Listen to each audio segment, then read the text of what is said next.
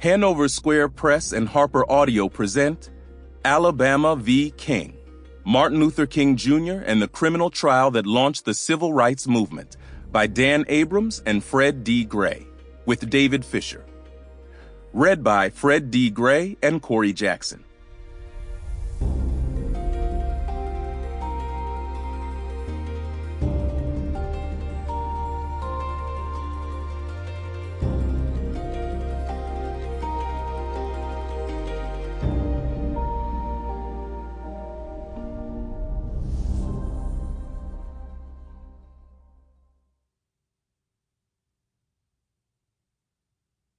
A note before we begin. For additional resources on this topic, don't forget to download the accompanying enhancement PDF from your audiobook provider or go directly to harpercollins.com/pages/Alabama v. King.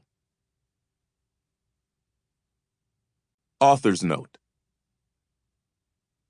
Lawyers often talk about fighting for justice, but what they typically mean is that inside a courtroom they vigorously represent a client's position.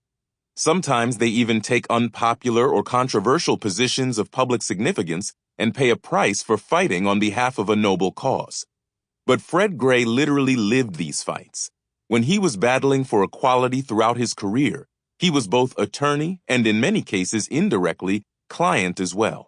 He, like so many others, was being forced to sit in the backs of buses and to stay outside whites-only public facilities. He was being discriminated against, threatened, mistreated, and underestimated.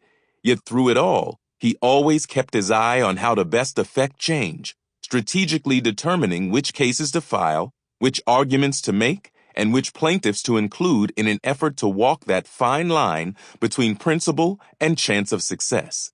That made Fred not just a great lawyer, but a great leader. Even as we were writing this book, various honors and awards were bestowed on Fred that felt overdue. Thank you, Fred Gray, for allowing us entry into your world. Dan Abrams and David Fisher. Forward.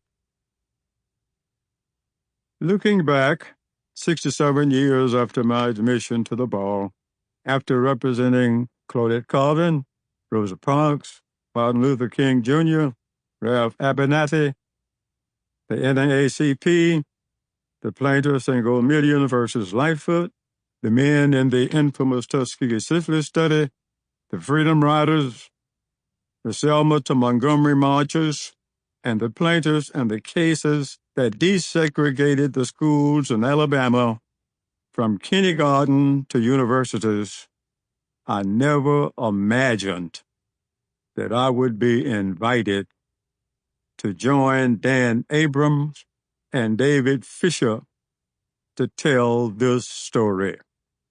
However, it has happened. That has been the history of my life, helping to make the impossible possible. When I was approached by them to co-author this book, I was surprised, shocked, astonished, and didn't really believe it was happening, but it did. I did not set out to play a role in history.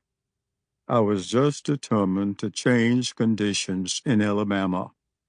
Growing up in segregated Montgomery in the 1940s and early 50s, I came to understand the promises of America were being denied to African Americans like me solely because of the color of our skin.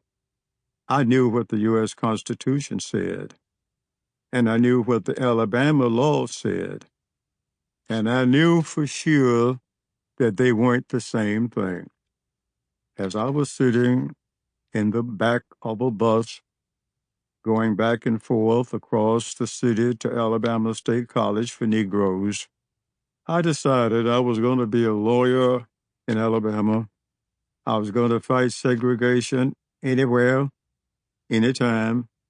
I was going to destroy segregation wherever I found. Sample complete. Ready to continue?